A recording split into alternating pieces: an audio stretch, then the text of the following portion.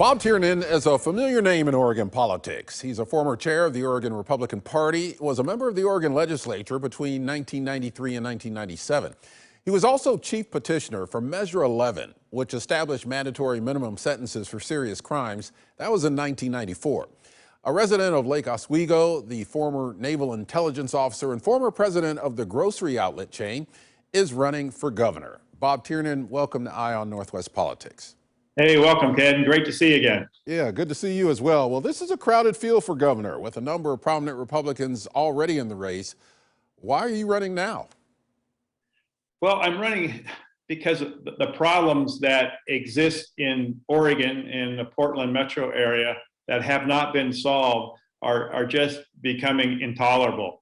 The homelessness, the garbage, the trash, the fires, the lawlessness, the crime. It's not only happening in the Portland area, it's creeping out to the suburbs. And the homeless is a statewide issue. And all of these issues are not being solved. And I'm extremely frustrated as a father, as a grandfather, and somebody who's used to solving problems. This is a lack of leadership. And we need leaders elected to resolve these issues. As I mentioned, you were the driving force behind Measure 11. Have mandatory minimum sentences worked, in your opinion?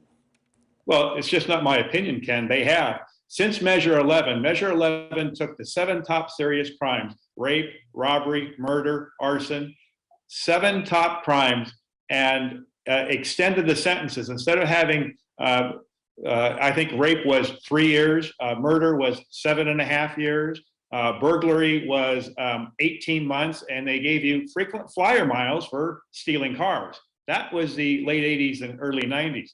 Since Measure 11, they took the sentences up. Murder is now 25 years. Rape is 11 years. Robbery is 9 years. And since Measure 11 passed, serious crimes, those serious crimes have dropped in half, 50%. Those are hard statistics. So was Measure 11 successful? You bet it was. And we need more action like that to restore the safety and security in our neighborhoods to the people living in Oregon. What's your response to people who argue that Measure 11, though, takes away discretion from prosecutors and judges, and it also makes it harder on minorities as well? Well, first off, Measure 11 is neutral. It punishes the action. So whether it's a murder or a rape or a robbery, it doesn't matter what color your skin is. If you did the crime, the prosecutor is going to prosecute. The judge will judge, the jury will exercise their action. And the people have decided that if you're going to kill somebody in Oregon, it's 25 years. And if you're going to commit a rape, it's going to be 13 years. And the people have already spoken on that. And Measure 11 has worked. Is it fair across the board? I think it's very fair. It has a very deterrent level. Criminals are very, very smart. And they know if they have tough time in committing crimes and you're going to do a lot of time, it stops that crime. It stops them in their tracks. So yes, Measure 11 is fair, and Measure 11 has proven to work. Is public safety going to be one of your priorities during this campaign? Absolutely, Ken. The lawlessness that's been happening in Portland is just disgusting. I don't know how else to phrase it. The arson, the Molotov cocktails, the assaulting of police officers, of breaking the window. It's lawlessness, and it has crept out well beyond just Portland. We have people cutting off catalytic converters in shopping malls. We have my daughter's Suburban was broken into in Lake Oswego, and the soccer stuff taken out. We have to have a good criminal justice system that's very basic. If you're going to do a crime, you're going to get arrested. If you're arrested, you're going to get prosecuted. If you're prosecuted and you're found guilty, you're going to go to jail. That works. And what's happening right now is our governor is letting out felons from the state penitentiary and getting clemency to people who were sentenced under Measure 11. The people have spoken. She's making Oregon an unsafe place. We need to make our neighborhoods and Oregon safe. That's the #1 function of state government.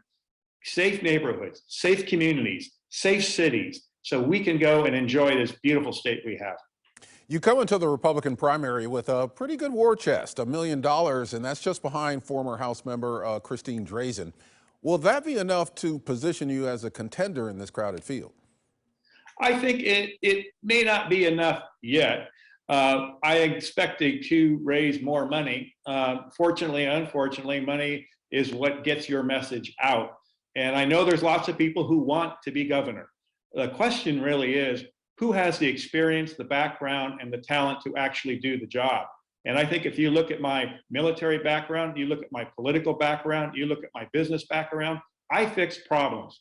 I will fix these problems in our state, and it won't take a long time.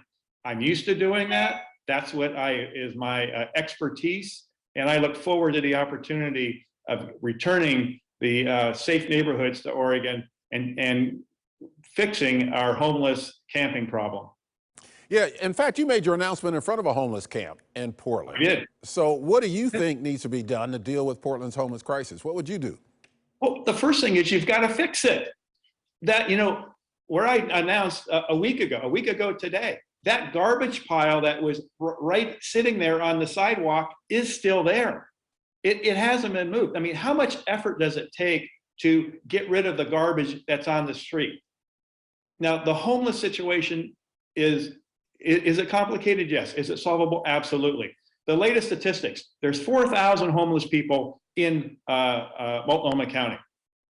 2,000 of them are already in housing. We have about 2,000 on the street. We cannot take care of 2,000 people. Come on.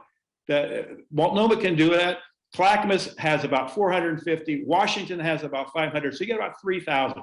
Very solvable. We are not doing the homeless any favor by letting them live there and sleep there on the street.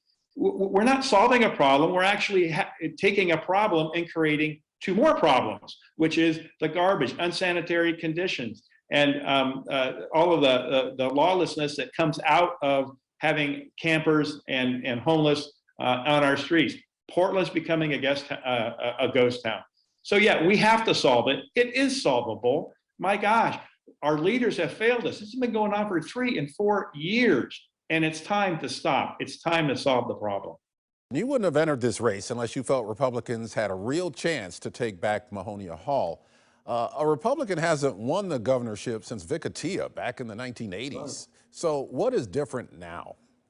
Well, that's a great question, Ken. Being governor is a tough job. Being the leader of 48,000 employees and all the state agencies and all the moving parts is difficult. We have a lot of people running for governor. I think it's like 30 Democrats, Republicans, but it's not who wants to be governor, it's who can do the job.